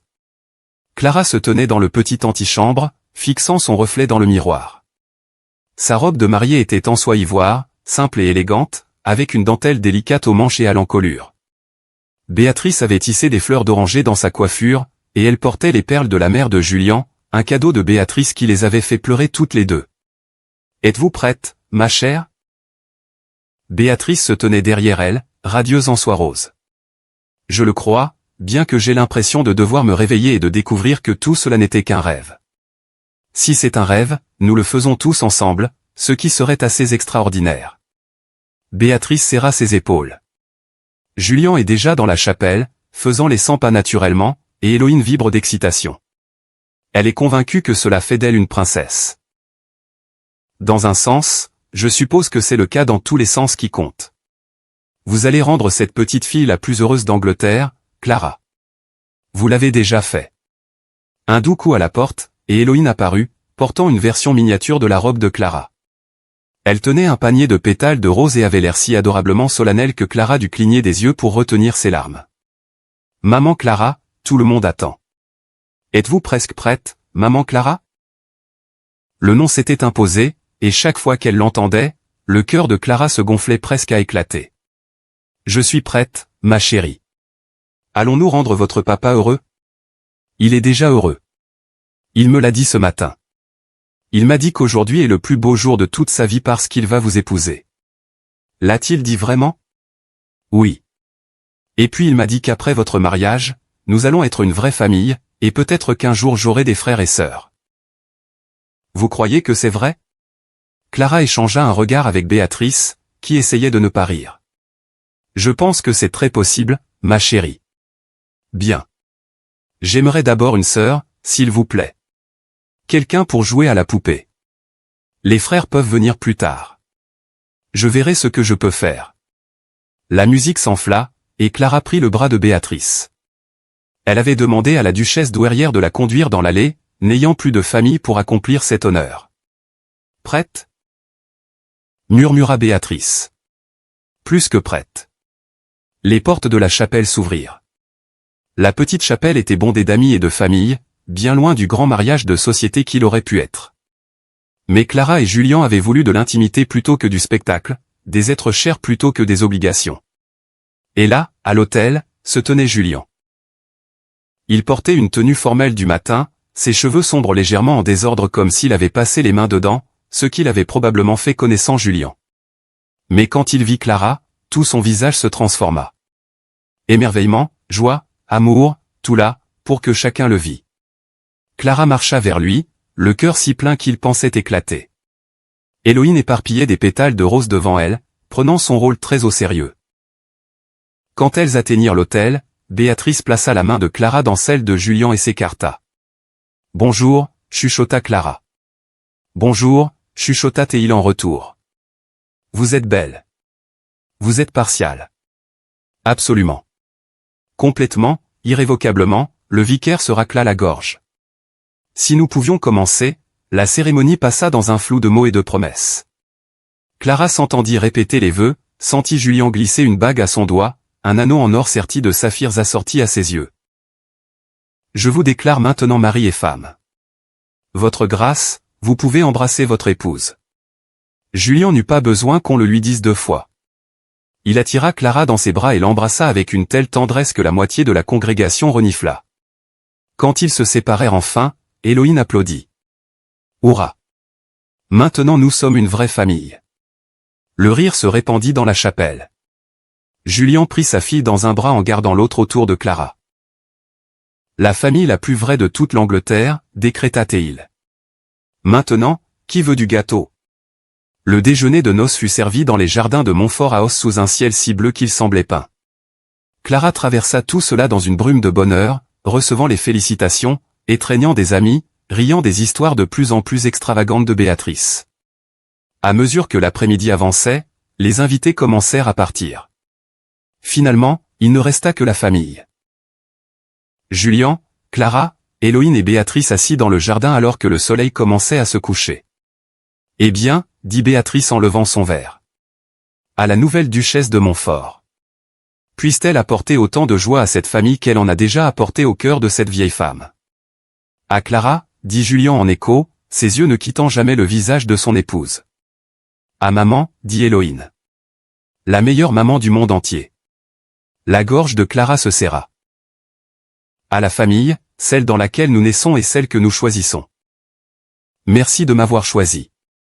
Plus tard, après qu'Héloïne fut portée au lit par une nurse rayonnante, et que Béatrice se fut tactiquement retirée dans ses appartements, Julian guida Clara vers la bibliothèque.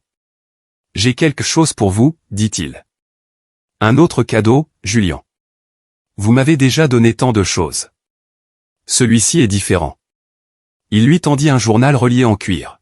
« Ouvrez-le. » À l'intérieur, écrit de la main précise de Julian, se trouvaient des mots qui lui piquèrent les yeux de larmes. « Ma très chère Clara, je n'ai pas toujours été un homme bon. J'étais froid, contrôlant, plus soucieux du devoir que de la joie. Je croyais que l'amour rendait vulnérable, et que la vulnérabilité était une faiblesse. Je me trompais sur tant de choses. Vous m'avez appris que la force n'est pas l'absence de vulnérabilité. C'est le courage d'être vulnérable quand même. Vous m'avez montré que le contrôle est une illusion, mais que la connexion est réelle. Vous m'avez rendu ma fille, mon rire, ma capacité à ressentir. Ce journal contient toutes les choses que j'aurais dû dire pendant notre cours, mais que j'étais trop entêté ou trop fier pour exprimer. Chaque moment où je suis tombé plus profondément amoureux de vous. Chaque fois que vous m'avez surpris, défié, changé. Je les écris maintenant pour que, dans des années, quand nous serons vieux et que nos enfants seront grands et que Montfort House sera pleine de petits-enfants, vous ayez la preuve que je savais dès le début combien j'avais de chance, combien j'étais béni, combien j'étais entièrement, complètement vôtre. Tout mon amour, toujours. Julian. Clara leva les yeux pour trouver Julian qui la regardait avec une expression d'une telle tendresse qu'elle en perdit le souffle. Je ne suis pas bon avec les mots, dit-il doucement. Pas comme vous. Mais je voulais que vous ayez quelque chose de permanent, quelque chose qui dit ce que je ne sais parfois pas exprimer. Vous êtes bien meilleur avec les mots que vous ne le croyez. Elle posa le journal et se dirigea vers ses bras. Et vous êtes très habile dans d'autres choses aussi, telles qu'embrasser. Vous êtes excellent pour embrasser. Grande louange. Voudriez-vous me fournir une démonstration de mon talent? Elle y procéda assez à fond. Quand ils reprirent finalement leur souffle, tous deux respirant fort, Julian posa son front contre le sien. Je n'ai jamais pensé que j'aurais ceci, avoua-t-il. Après la mort d'Alice, je pensais que c'était fini. Que le deuil et le devoir étaient tout ce qu'il me restait, et puis vous avez franchi la porte de ma maison, trempé et défiant, et tout a changé. J'avais terriblement peur ce jour-là. Vous ne l'avez pas montré. Vous avez simplement relevé ce menton et m'avez dit que j'avais tort au sujet de ma propre fille. Personne ne s'était permis de me parler ainsi depuis des années. Probablement parce que vous êtes intimidant et puissant et ducal. Ducal? C'est un mot que j'ai décidé d'utiliser. Il rit, le son riche et chaleureux. Vous avez décidé? Bien sûr que si. Ma duchesse inventant des mots et des règles et mettant généralement mon monde soigneusement ordonné sens dessus dessous. Est-ce une plainte? Jamais. C'est une célébration. Il l'embrassa à nouveau, plus lentement cette fois, plus profondément. Je vous aime, Clara Montfort, ma femme, ma duchesse, mon tout. Je vous aime aussi, mon duc impossible, entêté et merveilleux. Ils se tinrent là alors que l'obscurité tombait, enroulés l'un dans l'autre, tandis que Montfort House se posait dans un silence paisible autour d'eux. 5 ans plus tard. Héloïne et Marguerite Montfort, vous poserez votre frère immédiatement. La voix de Clara retentit dans le jardin, exaspérée, mais amusée. Elle se tenait sur la terrasse de Montfort House, une main posée sur son ventre bien rond, regardant Héloïne, 11 ans, courir après Thomas, 3 ans, autour des rosiers. Mais maman, il a pris mon livre. Il a 3 ans. Il ne sait même pas à quoi sert un livre. Il pense probablement que c'est un chapeau. Ce n'est pas un chapeau. Héloïne, ma chérie, s'il te plaît rappelle-toi que tu es censé montrer l'exemple. Où est ta sœur? Alexandra est avec papa. Il regarde les chevaux. À point nommé, Julien apparut du côté des écuries. Alexandra, 2 ans, perchée sur ses épaules, couverts tous les deux de foin. Avant que vous ne disiez quoi que ce soit, commença Julien. C'était entièrement l'idée d'Alexandra d'explorer le grenier à foin. Bien sûr que c'était son idée. Notre fille n'est jamais responsable de quoi que ce soit. Clara essaya d'avoir l'air sévère, mais c'était difficile quand sa fille gloussait et que son mari avait l'air si merveilleusement décoiffé. En ma défense, j'ai vraiment essayé de l'arrêter. Elle est remarquablement déterminée pour quelqu'un qui pèse moins qu'un sac de farine. Elle tient ça de vous. Absolument pas. Elle tient ça de vous. Je suis calme et raisonnable en tout temps. Héloïne renifla depuis sa position dans les rosiers. Papa, vous avez argumenté avec le vicaire pendant 20 minutes dimanche dernier à propos de la bonne interprétation de ce passage biblique. C'était une discussion théologique, pas une dispute. Il y a une différence. Clara rit, le son lumineux dans l'air printanier. Julien posa Alexandra à terre et traversa pour rejoindre son épouse, glissant ses bras autour d'elle, ou aussi loin qu'il put avec ce ventre. « Comment vous sentez-vous » murmura-t-il. « Énorme. Celui-là va être immense. Je suis convaincu que je porte un petit cheval ou un autre Montfort aux opinions bien arrêtées. Que Dieu nous garde. » Il grinça et posa une main sur son ventre. Aussitôt le bébé donna un coup de pied. Toujours aussi actif, je vois. Actif est un euphémisme. Cet enfant n'a pas cessé de bouger depuis 3 jours. Je commence à soupçonner qu'il s'entraîne pour l'athlétisme ou prépare son évasion. Aussi possible. Ils se tinrent ensemble en regardant leurs enfants jouer dans le jardin. Héloïne apprenait maintenant à Thomas à faire des couronnes de marguerites. Alexandra poursuivant des papillons avec une détermination à toute épreuve. Vous arrive-t-il de penser à ce qu'il en aurait été si vous n'étiez pas parti ce jour-là, demanda Julien doucement. Clara savait exactement de quel jour il parlait. Tout le temps, bien que je soupçonne que vous auriez fini par reprendre vos esprits. Je n'en suis pas si sûr. J'étais remarquablement entêté. L'était? Il rit et la serra plus près. Point bien pris. Suis remarquablement entêté. Présent. C'est une des choses que j'aime chez vous parmi bien d'autres. Tel que votre dévouement à nos enfants. La façon dont vous vous êtes laissé devenir doux avec eux. Relativement doux. Alors que vous étiez si rigide auparavant. La façon dont vous me regardez comme si j'étais la chose la plus précieuse au monde. Vous l'êtes la chose la plus précieuse au monde. Vous et cette erreur que nous avons créée. Il l'embrassa sur la tempe. Bien que j'avoue que vous voir ronde de nos enfants ne perd jamais de son charme. Je suis énorme. Somptueusement énorme. Ce n'est pas mieux. Que diriez-vous de magnifiquement, glorieusement, splendidement enceinte? Elle lui donna une tape sur la poitrine. Arrêtez d'essayer de me charmer. Je ne peux pas m'en empêcher.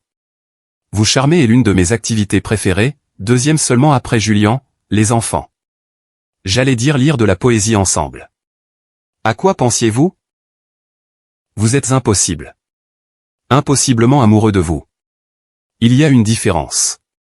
Béatrice apparut de la maison, ses cheveux argentés brillant dans la lumière du soleil. À 68 ans, elle était toujours aussi formidable, bien que l'âge l'eût quelque peu adouci. Vous voilà tous, vous cachez dans le jardin pendant que je gère votre maisonnée depuis ce matin. Mais ses yeux pétillaient. Le déjeuner sera servi dans 20 minutes, alors vous voudrez peut-être rendre votre tribut présentable. Merci, Béatrice, dit Clara chaleureusement. Que ferions-nous sans vous? Nous sombrerions dans le chaos, j'imagine, bien que vous vous en acquittiez admirablement sur ce front. Elle regarda Julien avec affection maternelle. Votre mère serait fière, vous savez, de l'homme que vous êtes devenu. Le père, le mari. La gorge de Julien travailla. Je l'espère. J'en suis sûr. Maintenant, venez tous. Et Julien, s'il vous plaît, enlevez le foin des cheveux de votre fille avant de l'amener à table. Nous ne sommes pas des fermiers, quelque enthousiasme Alexandra manifeste pour la vie rurale. Après son départ, Clara et Julian guidèrent leurs enfants vers la maison. Thomas exigea immédiatement d'être porté. Alexandra insista pour apporter 3 fleurs différentes au déjeuner, et Héloïne se lança dans une explication complexe d'une histoire qu'elle était en train d'écrire. C'était le chaos. C'était bruyant. C'était désordonné. C'était absolument parfait. Ce soir-là, après que les enfants eurent enfin été mis au lit, un processus qui impliqua 3 histoires, 2 verres d'eau, une vérification des monstres sous le lit, et l'insistance d'Alexandra à ce que son père borde personnellement chacune de ses 17 poupées, Clara et Julian se retirèrent dans leur chambre. Épuisé, demanda Julian, regardant Clara s'allonger soigneusement sur le lit. Au-delà de l'épuisement, mais heureuse. Il s'assit à côté d'elle, commençant à retirer les épingles de sa coiffure avec une aisance acquise. C'était maintenant un rituel nocturne, ce moment tranquille d'intimité. Y a-t-il quoi que ce soit que vous feriez différemment, demanda-t-il doucement. En regardant en arrière. Jamais. Pas un seul instant. Vous êtes la meilleure décision que j'ai jamais prise, Clara. La seule qui comptait vraiment. Même quand je suis gonflé et irritable et que je ne vois plus mes propres pieds. Surtout alors, parce que cela signifie que nous construisons quelque chose ensemble. Cette famille, cette vie, ce bonheur que nous avons créé de toutes pièces. Il pressa un baiser sur son épaule. Le monde peut commérer autant qu'il veut. Laissons-le faire. Nous ne l'entendrons même pas par-dessus le rire de nos enfants. Clara se tourna pour lui faire face, des larmes dans les yeux. Comment ai-je eu cette chance? La chance n'y est pour rien. Vous êtes parti. Vous vous souvenez? J'étais arrogant et cruel et vous êtes juste parti. Vous avez refusé de me laisser vous traiter comme si vous valiez moins que ce que vous valiez. La meilleure décision que j'ai jamais prise. La deuxième meilleure.